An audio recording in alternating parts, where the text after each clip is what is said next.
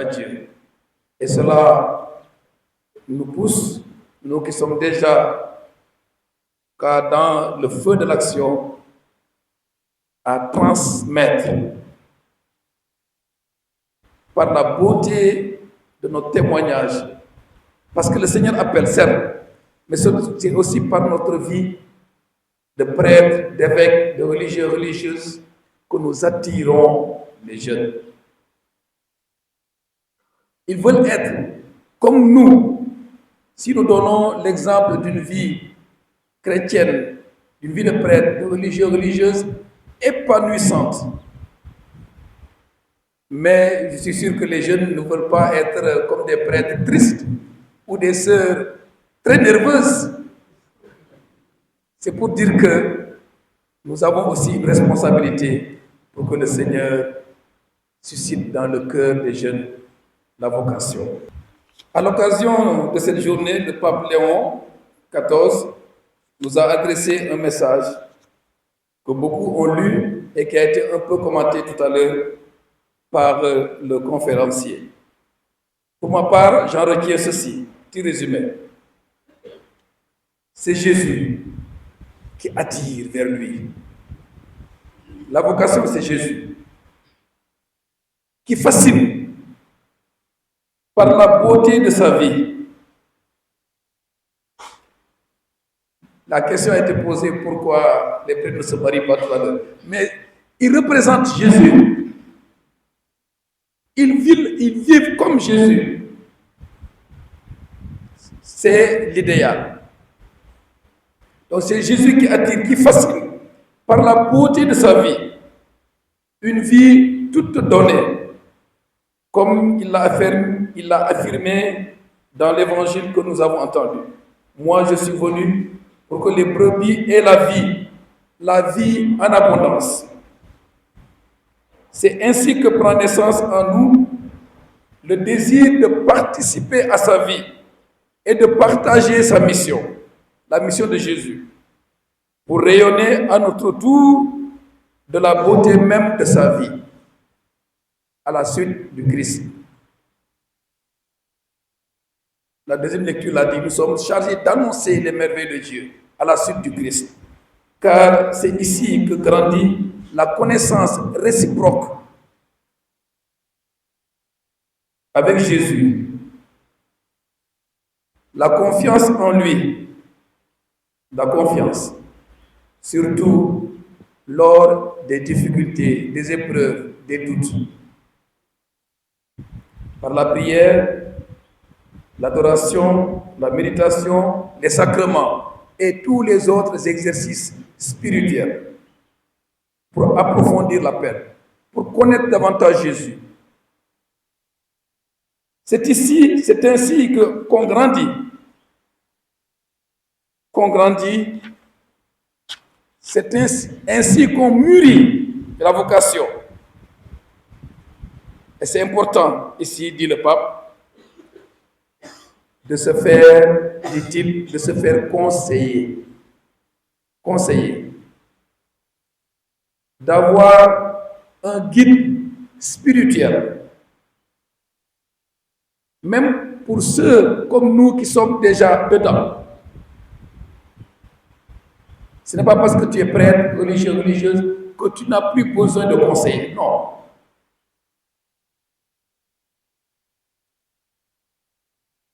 Pour les jeunes, encore plus. Un guide spirituel pour discerner, pour bien savoir le plan de Dieu. Si ce plan, c'est dans la vie sacerdotale ou consacrée ou dans le mariage. En effet, précise le pape, dans toute vocation, il s'agit d'un chemin de sainteté. C'est ça le fondement. D'un chemin de sainteté et de service. Parce que la vocation, c'est un service. Sainteté et service. Service, don de soi. Et ne pas de préciser, dans la voie du mariage ou du sacerdoce, ou du diaconat, ou dans la vie consacrée, religieuse ou séculière. Et c'est pourquoi, frères et sœurs, cette journée n'est pas seulement réservée à ceux et celles qui veulent devenir prêtres ou consacrés. C'est aussi la journée de tous ceux et de toutes celles qui cherchent, qui veulent découvrir le plan de Dieu sur eux. Prions donc. C'est l'essence de cette journée. Prions les uns, les unes pour les autres, afin que le Seigneur nous donne la lumière. Il nous fera découvrir le chemin qu'il a prévu pour nous. Chacun a un chemin prévu par le Seigneur. Il a posé de lumière pour découvrir ce chemin. Prions pour que le Seigneur nous donne la sagesse pour bien comprendre et discerner.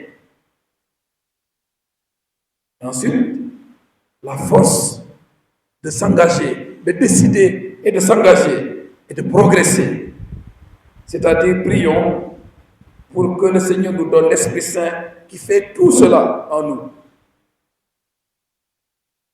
C'est notre prière en ce 4e dimanche de Pâques, comme nous le savons, appelé dimanche du bon pasteur, en référence à l'évangile pour toutes les années. L'évangile choisi de Saint Jean. Il n'y a pas d'équivoque. C'est simple à comprendre. Le bon pasteur, c'est le Seigneur Jésus. C'est lui seul, le bon berger. Et pourquoi? Parce qu'il est venu pour que les brebis aient la vie.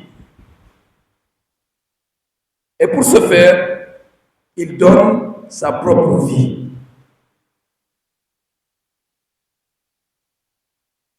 Il ne se sert pas des brebis. Il ne les exploite pas. Il ne les divise pas. Il ne les abandonne pas. Il ne les mène pas à leur perte. Mais il les protège. Il les rassemble. Il se met à leur service. Il se donne totalement. Le bon berger, le bon pasteur. Il est le modèle de nous tous, prêtres, qui partageons sa mission de pasteur. Sa mission de pasteur. Ceux-là sont le pape, les évêques, les prêtres, les diacres. C'est eux qui ont la lourde responsabilité, la redoutable mission de continuer à paître le troupeau, le peuple de Dieu, pour le protéger de tout danger, des loups et autres, pour le nourrir de sa parole, de la parole et des sacrements, pour le guider afin de le faire parvenir au pâturage éternel du ciel. Malheur donc à nous, pasteurs, si nous croyons que le troupeau, le peuple de Dieu nous appartient, il nous est confié, il ne nous appartient pas. Malheur à nous si nous faisons tout ce que nous voulons, selon notre propre gré, si nous n'accomplissons pas notre devoir de pasteur. Frères et sœurs, il n'y a pas de confusion. Entendons-nous bien. Même si nous employons le terme berger pour désigner les responsables des groupes charismatiques, ils ne sont pas des pasteurs. Faisons donc attention pour ne pas confondre les rôles. Je profite aujourd'hui pour insister, les pasteurs sont ceux qui ont reçu l'ordination épiscopale, sacerdotale ou diaconale. eh bien, ceux-là ou celles-là appelés bergers ou bergères ne doivent pas poser des actes sacrés. Par exemple, imposer les mains. Non. Ils ne doivent pas poser des actes sacrés, ni prononcer des paroles réservées à ceux qui ont reçu l'ordination. C'est clair. C'est pourquoi, et c'est important, il faut toujours revenir aux directives des évêques sur le renouveau charismatique, qui cependant fait un travail admirable et très appréciable d'évangélisation et de renouvellement de la foi. Beaucoup de conversions. Le renouveau est au cœur de notre Église et il doit rester au cœur de notre Église, pas en dehors. Entendons-nous bien aussi. Même ceux qui sont ordonnés et qui sont pasteurs appartiennent au troupeau, pas au-dessus, pas en dehors, appartiennent au troupeau du Seigneur.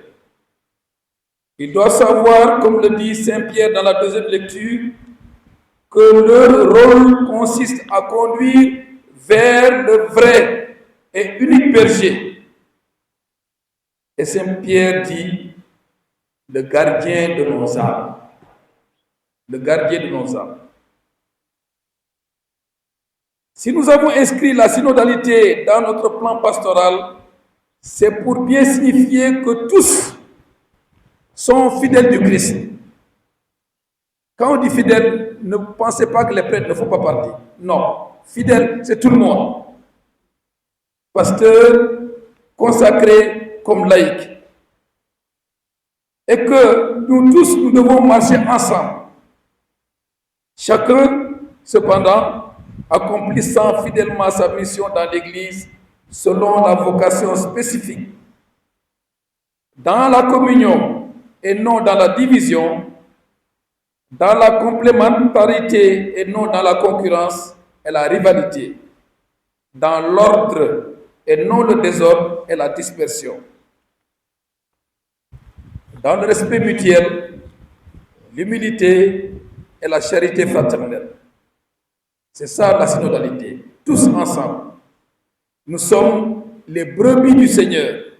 Nous sommes son troupeau qui lui est cher et précieux, chacun et chacune dans sa personnalité singulière, dans sa dignité personnelle et dans sa vocation spécifique, dont le troupeau s'enrichit et par lesquels il montre la beauté et la richesse de ses composantes. Et vous, il y a les jeunes, les enfants qui sont derrière là, au lieu de se mettre devant. Vous qui êtes en formation, dans vos différentes maisons, eh bien, vous devez aussi cultiver la synodalité.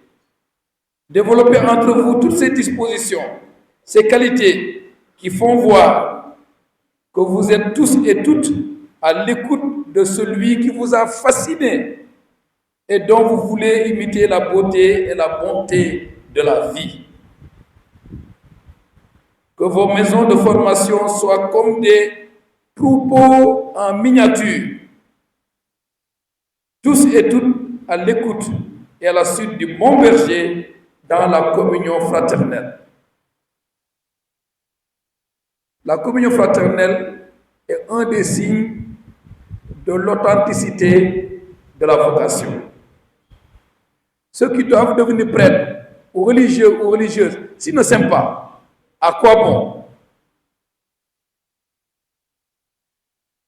En plus d'être le bon pasteur, dans le passage de l'évangile d'aujourd'hui, le Christ insiste sur une autre image, en affirmant, c'est l'image de la porte.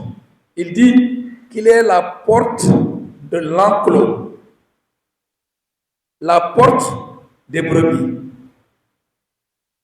la porte par laquelle, ou grâce à laquelle, celle-ci trouve la sécurité, la liberté, le salut, la paix et la vie. C'est le Christ qui est la porte. Cette parole de Jésus, je suis la porte, nous rappelle cette autre déclaration de Saint Jean, chapitre 14, verset 6, que nous connaissons bien. Je suis le chemin ou la voie, la vérité et la vie. C'est la même chose.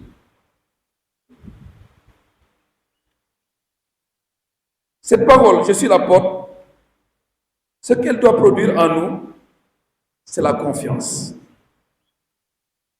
La confiance totale.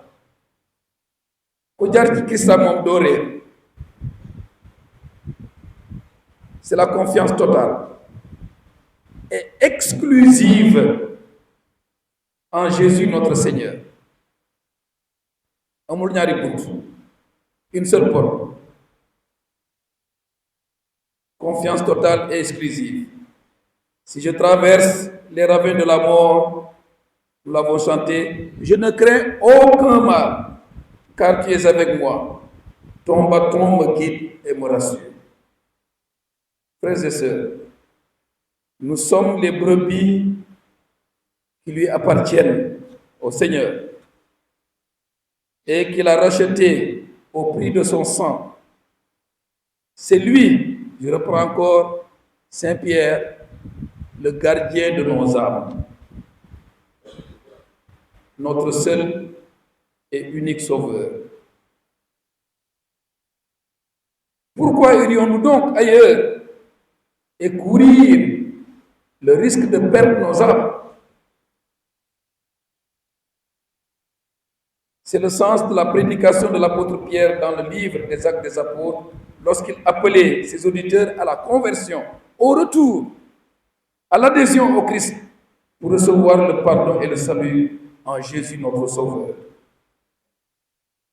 Chers amis, en méditant sur l'image de la porte par laquelle ne passe pas le voleur ni le brigand, qui ne viennent que pour voler, dit Jésus, égorger et faire périr, contrairement au bon berger, en méditant sur cette image, nous sommes invités à nous méfier des voleurs et des bandits et à les démasquer. Qu'ils sont nombreux, Akanyobare, Nimbubo, Christa. Ceux qui se déguisent en bons pasteurs, en pasteurs doux et bienfaisants pour attirer les brebis faibles et craintives, pour les tromper, pour les attirer dans leur piège infernal, ne cherchant que leur propre profit, l'argent, le bien-être, la gloire, l'honneur, et qui sont prêts à toutes sortes de manipulations et d'abus à l'égard des brebis. Puissiez-vous, par la cohérence de votre vie et le combat de la fidélité, témoigner de l'amour miséricordieux du Seigneur à l'égard de ces brebis les plus faibles et les plus vulnérables. Prendre soin de leur éducation, de leur santé, de leur croissance, de leur épanouissement.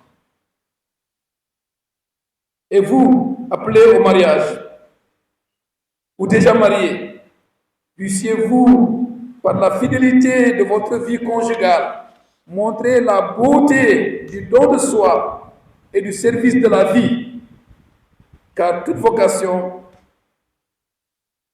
authentique a besoin d'une famille qui la soutienne. Soignez donc votre vie familiale.